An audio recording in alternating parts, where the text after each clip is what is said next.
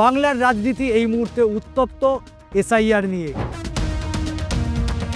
Voter তালিকার হিসাব নিয়ে তৈরি হচ্ছে বাংলার বিরোধী শিবির। বাংলায় মৃত এবং অস্তিত্বহীন ভোটার নিয়ে বিতর্ক বহুদিনের। এই এসআইআরকে কেন্দ্র করেই, এসআইআরকে মধ্যমণি করেই রাজ্যের শাসক বিরোধী তারা তুরুপের তাস হিসাবে ব্যবহার করতে চাইছে। এবং এই যে নামগুলো, এগুলোই মূলত শাসক দলের অক্সিজেন যোগাচ্ছে তাদের ভোট পাওয়ার ক্ষেত্রে। বছর ঘুরতেই ২৬-এর বিধানসভা নির্বাচন, যে নির্বাচনকে কেন্দ্র করে ইতিমধ্যেই শাসক বিরোধী তারা প্রস্তুতি নিচ্ছে। বিভিন্ন গণমাধ্যমে একের পর এক বিস্ফোরক মন্তব্য এ রাজ্যের রাজনৈতিক দলগুলির, এবং যেটাকে মূলত কেন্দ্র করেই সরগরম হয়ে আছে বাংলার রাজনীতি। এবং বাংলার রাজনীতির সরগরম করার প্রধান যে ইস্যু হয়ে উঠেছে তা হচ্ছে এসআইআর। অর্থাৎ এই এসআইআর নিয়েই সরগরম রাজ্য রাজনীতি। কিন্তু এসআইআর নিয়ে রাজ্যের শাসক দল তো একাধিক জায়গায় বক্তব্য মন্তব্য রাখছেন, কিন্তু বিরোধীরা, এ রাজ্যের গুরুত্বপূর্ণ ভূমিকা পালন করে বিরোধী রাজনৈতিক দলগুলো। সিপিএম হতে পারে, কংগ্রেস হতে পারে, বা ভারতীয় জনতা পার্টি বিজেপি। বাংলার রাজনীতি এই মুহূর্তে উত্তপ্ত এসআইআর নিয়ে। হুলুস্থুলুস একটা পরিস্থিতি তৈরি হয়েছে এসআইআরকে ঘিরে। ইতিমধ্যেই যারা মূলত ৪৫ থেকে ৭০-এর কাছাকাছি যারা বয়স রয়েছেন, মধ্য বা প্রাপ্তবয়স্ক, তারা নতুন করে ভোটার তালিকার নাম তোলার হিড়িক তুলে দিয়েছে।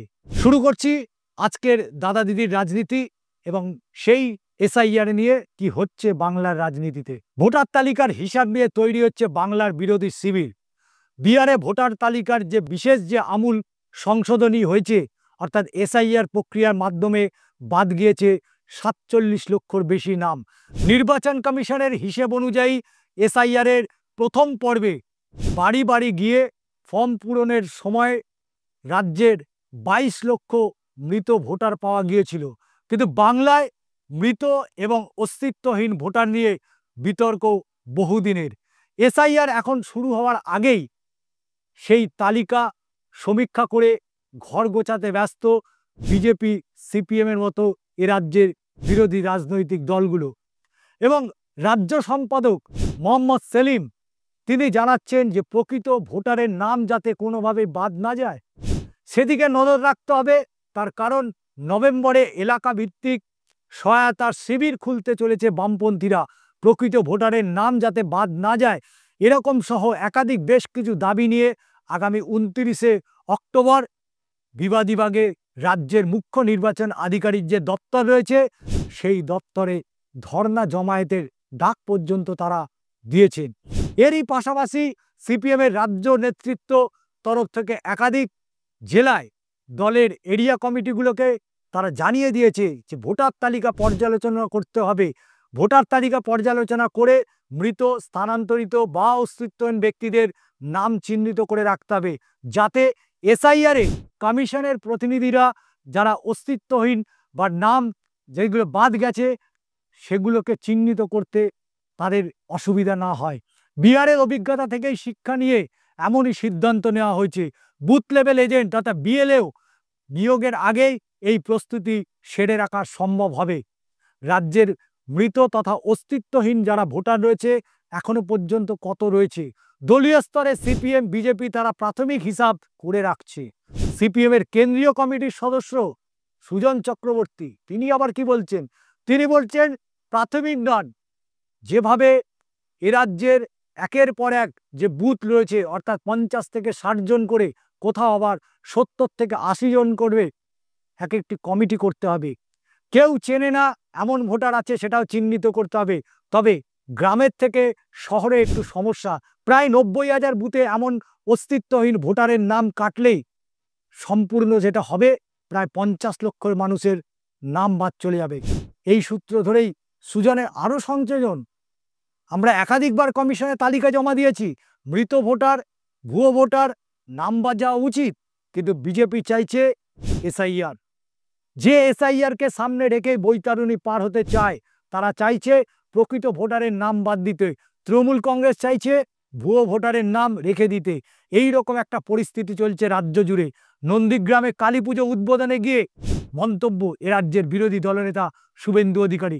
তিনি বলছেন যে মৃত ভোটার, ভুয়ো ভোটার বাদ যাবে, ডাবল এন্ট্রি, ট্রিপল এন্ট্রি বাদ যাবে, অর্থাৎ অনুপ্রবেশে বাদ পড়বে ভারতীয় মুসলিম বা এই ধরনের কারো নাম বাদ যাওয়ার আশঙ্কা করার কোনো দরকার নেই, ভয় পাওয়ার দরকার নেই।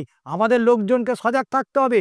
এসআইআর এর কাজ সর্বোচ্চ গুরুত্ব দিয়ে করার জন্য সাংগঠনিক স্তরে ইতিমধ্যেই নির্দেশিকা পাঠানো হয়েছে, জানাচ্ছেন রাজ্য সম্পাদক শ্রমিক ভট্টাচার্য। মৃত ব্যক্তির নাম ভোটার তালিকা থেকে বাদ গেলেও তা বাদ দেওয়ার জন্য BLA-2 অর্থাৎ বুথ লেভেল এজেন্ট যে রয়েছে, সেই বুথ লেভেল এজেন্টকে নির্বাচন কমিশনে নিম্নলিখিত যে অভিযোগ সেটা জানাতে হবে। প্রমাণ হিসাবে নথি দিতে হবে অভিযোগকারীকে, কারণ অভিযোগ করলেই তো হবে না, তার প্রমাণ চাই। এই সময়ের মধ্যে কমিশনের প্রতিনিধিরা তারা ভোটারের বাড়িতে গিয়ে তথ্য নেওয়ার চেষ্টা করবেন। পূর্ব মেদিনীপুর বিজেপি যে সংগঠন অর্থাৎ কাঁথি, সেখানে যেভাবে এসআইআর, কারণ আপনারা জানেন ইতিমধ্যে দুটি জেলা, বিশেষ করে পশ্চিম মেদিনীপুর এবং ঝাড়গ্রাম, এই দুটি জায়গায় এসআইআর এর যে তালিকা, সেই তালিকা ধরে ধরে কিন্তু ইতিমধ্যেই প্রায় রুট ম্যাপিং, যে ম্যাপিংয়ের কথা বলা হয়েছে, সেই ম্যাপিং কিন্তু প্রায় শেষের দিকে। প্রদেশ কংগ্রেস এসআইআর সংক্রান্ত নিয়ে তারাও বেশ খানিকটা ফ্রন্ট ফুটে আসার চেষ্টা করছে। কমিশনের ওপরে তারা চাপ সৃষ্টি করলেও নিজেদের প্রস্তুতি নিয়ে নানান প্রশ্ন এখনো রয়ে গিয়েছে। কংগ্রেসেরই একটি সূত্রের তারা মনে করছেন গত 10 বছরের সংগঠনের হাল এমন হয়েছে যে এলাকা ধরে ধরে ভোটার তালিকা সংগ্রহের কাজ সর্বত্র সঠিকভাবে হয় না। এমন অবস্থায় রাজ্যের শাসক দল তারা কি বলছে? তৃণমূল কংগ্রেস বলছে নানান জায়গায় নাগরিক কমিটি গড়ে এসআইআর এর প্রশ্নে পাল্টা চাপ তৈরি করতে হবে কমিশনের ওপরে। দলের যে নেতা তার নিজের সিদ্ধান্ত নয়, শীর্ষ নেতৃত্ব যে নির্দেশ দেবেন সেই নেতৃত্ব মেনে, তাদের বক্তব্য মেনে চলতে হবে। তৃণমূলের সাধারণ সম্পাদক অভিষেক বন্দ্যোপাধ্যায় একেবারে স্পষ্ট বার্তা দিয়েছেন, ভোটার তালিকা থেকে 1 কোটির নাম কেটে দিও তৃণমূল কংগ্রেসকে হারাতে পারবে না এ রাজ্যে বিজেপি। তবে তাই বলে এসআইআরে সাংগঠনিক দায়িত্বে কোথাও ফাঁক রাখা চলবে না। এই এসআইআরকে কেন্দ্র করেই, এসআইআরকে মধ্যমণি করেই রাজ্যের শাসক বিরোধী তারা তুরুপের তাস হিসাবে ব্যবহার করতে চাইছে। শাসক দল তৃণমূল কংগ্রেস বলছে কোনো ভোটারের নাম বাদ যাবে না। বিজেপি চাইছে, সিপিএম চাইছে, কংগ্রেস চাইছে মৃত ভোটার, অস্তিত্বহীন, এলাকা ছেড়ে চলে গেছে, বিদেশে থাকেন, তারাও মাঝে মধ্যে ভোট দিতে আসছেন। অর্থাৎ মৃত ভোটার 10 বছর আগে মারা গিয়েছে, এখনো জলজল করছে তাদের নাম। কমিশনের কাছে সেই তথ্য রয়েছে। সেই জলজল করা নামগুলো মাঝে মধ্যে তারা ভোটের সময় আসেন, ভোট দিয়ে চলে যান। এবারে আর সেই ভূত তারা কিন্তু আসতে পারবেন না, তাদের মাঝপথেই আটকে দেওয়া হচ্ছে এসআইআর দিয়ে। এবং এটাই বিজেপি মূলত তুরুপের তাস। তারা জানে এসআইআর হোক বা না হোক, তাদের কিন্তু লাভ অনেকটাই রয়েছে। তার কারণ অলরেডি 2002 সালের যে সমস্ত ভোটারের নাম লিস্টেড হয়নি, তারা ইতিমধ্যে এখন থেকে বেশ খানিকটা চাপে পড়ে গিয়েছেন।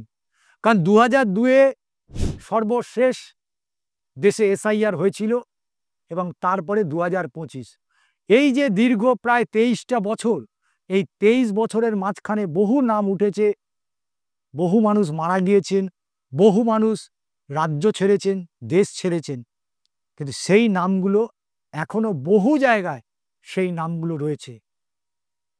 এবং এই যে নামগুলো, এগুলোই মূলত শাসক দলের অক্সিজেন যোগাচ্ছে তাদের ভোট পাওয়ার ক্ষেত্রে।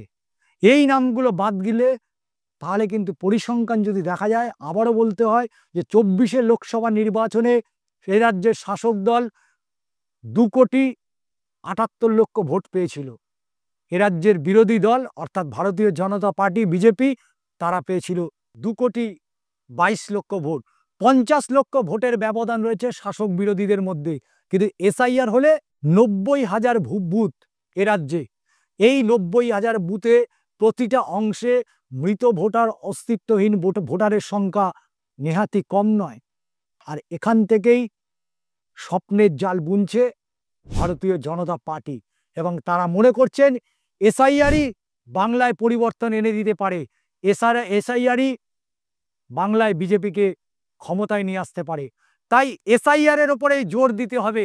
এসআইআর নিয়ে প্রতিটা স্তরে, প্রতিটা লেভেলে যে লড়াই বিজেপি চালাচ্ছে তার একটাই কারণ, ২৬-এর যে ফসল এসআইআর দিয়েই তুলবে।